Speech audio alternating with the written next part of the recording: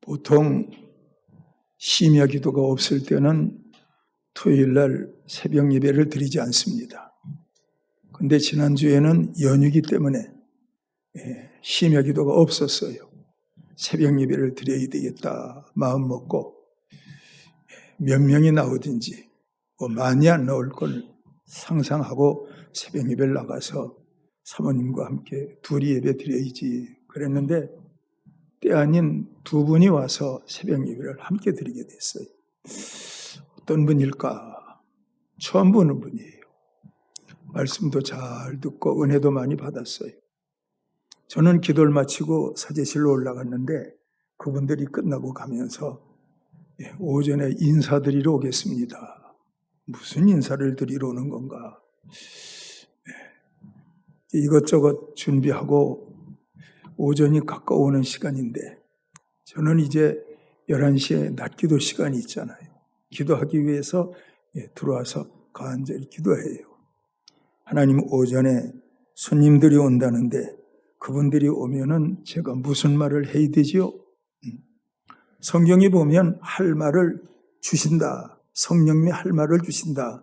그런 말씀이 있어요. 하나님 오신다는데 무슨 말씀을 주지요? 그런 생각을 했는데 밖에서 소리가 나요.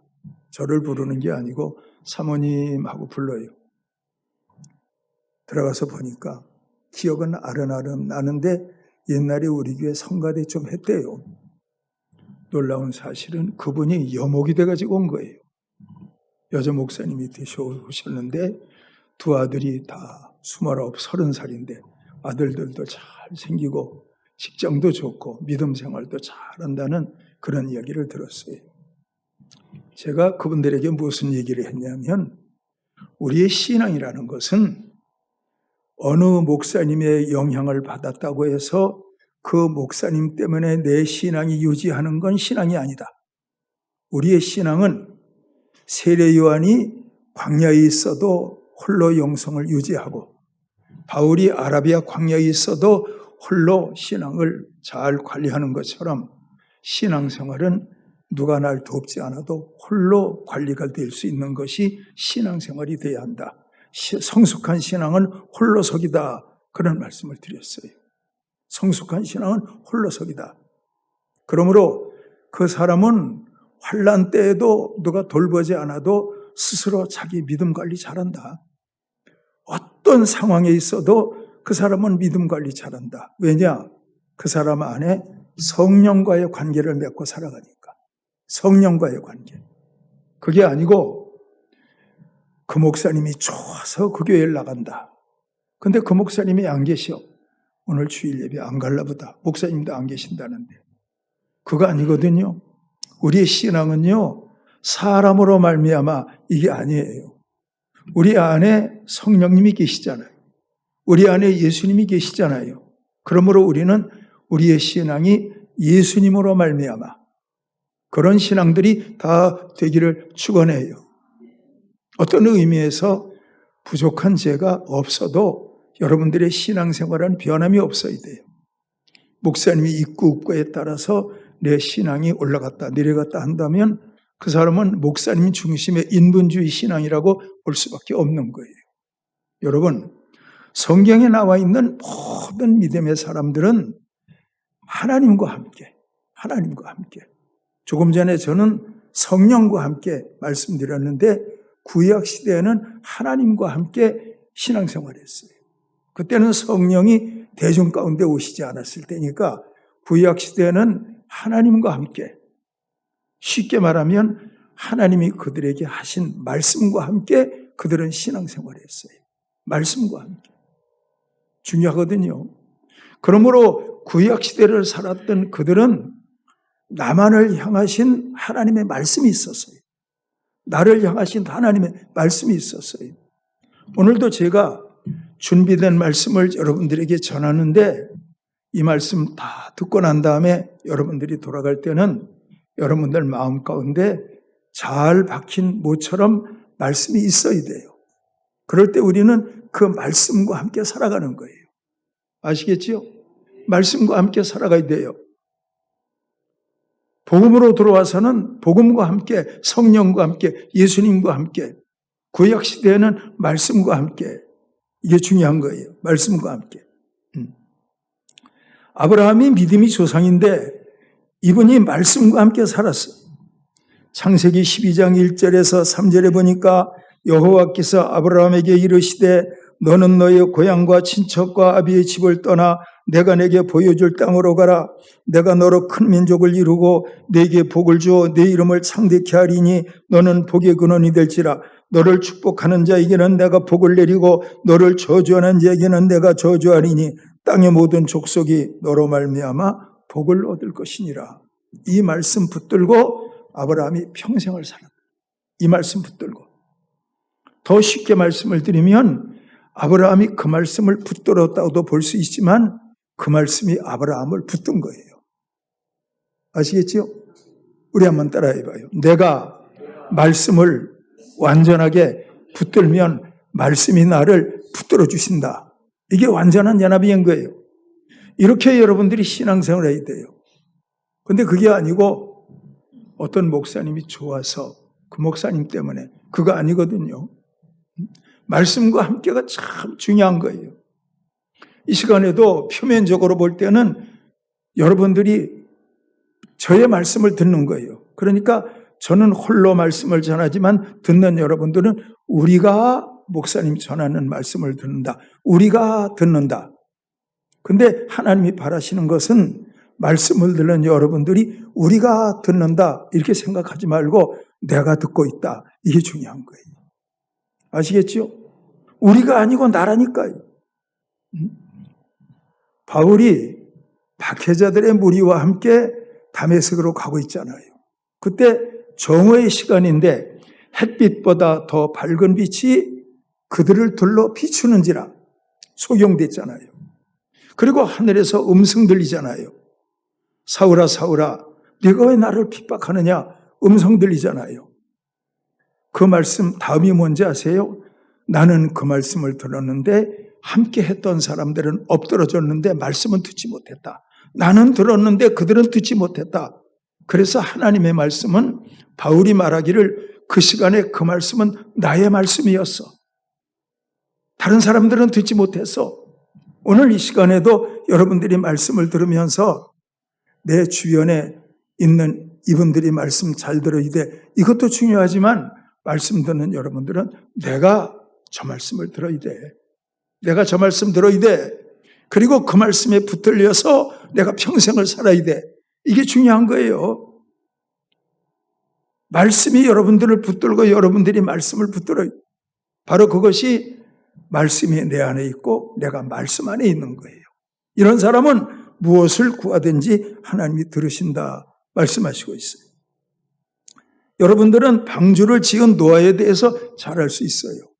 노아는 평생 방주를 지으라는 그 메시지 하나 붙들고 평생을 살았어요. 창세기 6장 14절에 있는 말씀을 보니까 너는 고페라 나무로 너를 위하여 방주를 만들되 그 안에 칸들을 막고 역청을 칠하고 방주를 만들라. 이 방주 만들라 이것이 노아의 일생을 끌고 간 거예요. 방주 만들라 이 말씀이 노아의 평생을 끌고 가는 거예요.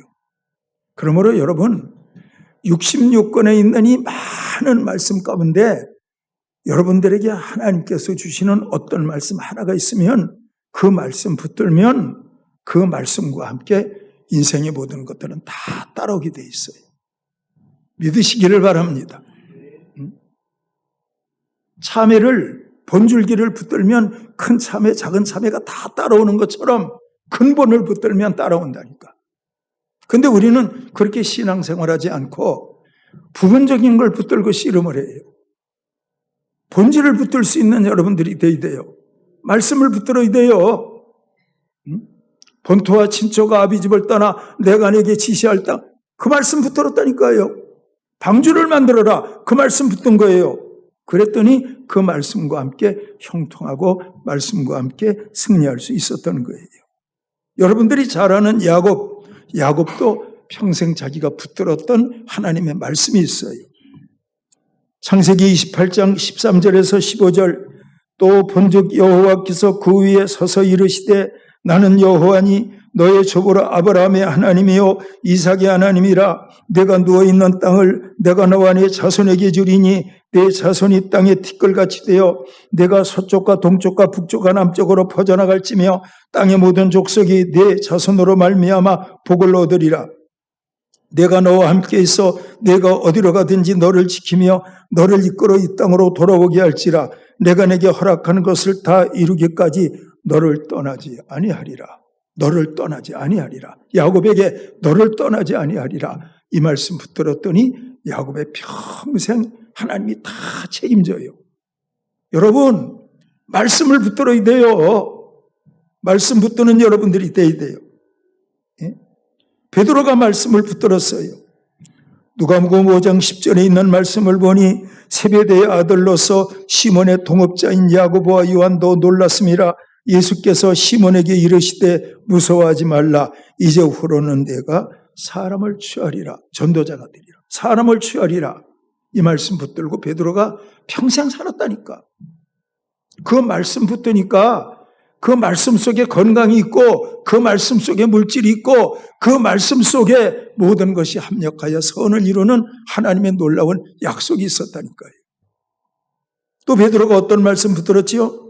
요한복음 21장 18절에 있는 말씀을 보니 내가 진실로 진실로 네게 이르노니 내가 젊어서는 스스로 띠뛰고 원하는 곳으로 다녔거니와 늙어서는 내 팔을 벌리리니 남이 내게 띠띠우고 원하지 아니하는 곳으로 너를 데려가리라.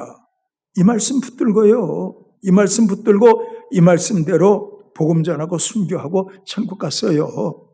여러분, 말씀 붙들기를 축원합니다. 난 돈이 많아. 난 돈만 붙들고 살아도 걱정할 게 없어. 나는 조상적부터 물려받은 건강이 있어. 나는 몸 건강하니까 나는 건강을 붙들고 살 거야. 물론 그럴 수 있어요. 그런데 하나님은 야, 부질없는 것이다. 말씀을 붙들어라. 그런데 구약시대는 말씀을 붙드는 거거든요. 복음시대에 들어와서는 말씀을 붙드는 시대이면서도 뭐예요? 말씀이 육신이 되어 우리 가운데 거하심에 우리가 그의 영광을 보니 아버지의 독생자의 영광이요 은혜와 진리가 충만하더라. 우리가 그의 충만한 데서 받으니 은혜 위에 은혜로라. 이 시대는 말씀이 육신이 되어 오신 예수님을 붙드는 거예요. 아시겠죠? 구약시대 아브라함이 말씀 붙들었어요. 노아가 말씀 붙들었어요. 근데 이 시대에는 말씀이 육신이 되어 우리 가운데 오신 예수님을 붙들고 사는 거예요. 그런데 그 예수님이 여러분 앞에 계시면 여러분들은 날마다 예수님 옷자락 붙들고 예수님 가는 대로 따라가면 되는데 그런 예수님 아니잖아요. 그 예수님이 내가 너희를 고아처럼 과부처럼 버려두지 아니하고 다시 오리라 말씀하시더니 성령으로 다시 오셨단 말입니다. 그러므로 우리가 성령과 함께 살아가게 되면 말씀과 함께 사는 것이고 하나님과 함께 사는 거예요. 여러분 그렇게 사실 수 있는 여러분들이 되기를 바랍니다. 그리고요 사람은요 때가 되면 다 떠나요. 부부가 영원히 같이 사는가? 아니지. 때가 되면 한쪽이 먼저 가요. 남편이 가든지 아내가 가든지 다 먼저 가게 돼 있어요. 그리고 남은 인생길을 외롭게 살 수밖에. 자녀들, 부모들이 다 떠나요. 천국 가야지 뭐 그분들이 자녀들과 항상 함께 살 수 있는가요? 다 떠나거든요. 그런데 말씀과 성령, 예수 그리스도는 우리 안에 계시고 우리와 늘 함께 계시면서 우리를 인도하시는 거예요. 오늘 제목이 뭐지요? 내게 하신 말씀, 내게 하신 말씀. 그러니까 말씀을 들을 때 맞아. 오늘 하늘사랑교인들이 말씀 들었는데 그 말씀은 내게 하신 말씀이었어. 그 말씀과 함께 성령으로 살아가게 될 때 여러분들의 인생길은 걱정할 거 없어요. 그 하나님이 다 책임질 거예요. 과연 믿으시기를 축원합니다. 여러분 그게 믿음인 거예요. 오늘 본문이 바울에 관한 말씀이잖아요. 바울에 관한 말씀. 바울도 성령 안에서 성령과 함께 살았지만 그에게 임하셨던 하나님의 말씀을 붙들고 바울이 살았어요. 성령과 함께 살았는데 바울은 자기에게 임한 내게만 나타났던 하나님의 말씀을 붙들고 살았다니까. 사도행전 22장 10절입니다. 내가 이르되 주님 내가 무엇을 하리까? 주께서 이르시되 일어나 다메섹으로 들어가라. 내가 해야 할 모든 것을 거기서 누가 이르리라 하시거늘. 그래서 소경된 이 사울이 함께하는 동료들의 인도함을 받아서 다메섹으로 가서 아나니아 만나잖아요. 하나님의 메시지를 따라서 다메섹으로 가는 거예요. 그곳에 가서 주의 제자 아나니아를 만났더니 아나니아가 이 바울이 평생 어떻게 살 걸 말해주는 거예요. 평생 어떻게 살 걸. 사도행전 22장 13절 15절입니다. 내게와 곁에 서서 말하되 형제 사울아 다시 보라거늘 즉시 그를 쳐다보았노라. 그가 또 이르되 우리 조상들의 하나님이 너를 택하여 너로 하여금 자기 뜻을 알게 하시며 그 의인을 보게 하시고 그 입에서 나오는 음성을 듣게 하셨으니 네가 그를 위하여 모든 사람 앞에서 네가 보고 들은 것에 증인이 되리라. 증인이 되리라. 증인이 되리라. 이 말씀이 바울에게 임한 개인적 말씀이에요. 증인이 되리라. 이 말씀 붙들고 평생 산다니까. 아시겠죠? 증인이 되리라. 이 말씀 붙들고 살았더니 유라굴로 광풍 속에서도 건진받는다니까. 증인이 되리라. 이 말씀 붙들고 살았더니 감옥에 들어가서도 찬양하니까 옥토가 움직이면서 사람들의 매인 것들이 풀어지는 놀라운 역사가 일어나잖아요. 말씀 붙들어야 돼요. 예수님 붙들어야 돼요. 성령 붙들어야 돼요. 놀라운 일이 일어날 거예요. 헛된 거 붙들지 말고 말씀 붙들고 예수님 붙들고 하나님 붙들고 살아갈 수 있는 여러분들이 되어야 해요. 그것이 뭐냐? 그 나라와 그 일을 구해라. 그리하면 이 모든 것을 너에게 더하시리라. 엄청난 말씀이에요. 말씀 붙들고 예수님 붙들고 성령 붙들고 예배 시간마다 말씀 들을 때마다 나를 향하신 말씀. 아, 오늘 그 말씀 나 들었어. 내가 그 말씀 붙들면 그 말씀이 내 미래가 될 거야. 신앙생활은 그렇게 하는 거예요. 잘못 오해하면 내가 기도했더니 무슨 일이 이루어지고 무슨 일이 이루어졌어. 하나님 앞에 복을 받았어. 나는 복과 함께 살아갈 거예요. 아니거든요. 복과 함께 살아가는 거 아니에요. 그 사람 신앙생활에 잘하고 못하고 여부에 따라서 하나님께서는 복을 거둘 수도 있고 줄 수도 있는 거예요. 그 사람 신앙에 따라서 하나님은 그 사람에게 병을 줄 수도 있고 낫게 할 수도 있는 거예요. 그러므로 여러분과 저는 본질을 붙들고 신앙생활할 수 있는 여러분들이 되어야 돼요. 그리고 말씀 들을 때마다 오늘 이 말씀 가운데 나를 향한 말씀은 무엇이냐? 바울이 말하기를 빛 가운데서 다 엎드러졌지. 근데 주님은 내게만 말씀하셨어. 내게만. 여러분들도 인생을 살아가면서 내게만 말씀했어. 그 말씀, 어떤 말씀이 여러분들에게 있게 될 때 그 말씀이 여러분들의 평생을 끌고 가는 거예요. 깊이 들어가 보면 그 말씀이 창조고 그 말씀이 부활이고 그 말씀이 영원한 생명이요. 내게 하신 말씀, 그 말씀과 함께 살아갈 수 있는 여러분들 되셔야 돼요. 예. 제 눈을 한번 똑바로 쳐다보고 그렇게 살아가시길 바랍니다. 이렇게만 할 테니까 아멘 해보세요. 그렇게만 살아가시기를 축원합니다. 아멘. 아멘이 좋아서 설교 마치겠어요. 이제. 자, 우리 기도하겠습니다. 하나님 아버지, 빛이 비추었다고 그랬습니다. 소경이 되었다고 했습니다. 바울 말합니다. 다른 사람은 듣지 못했는데 나는 내게 향하신 말씀을 들었다고 했습니다.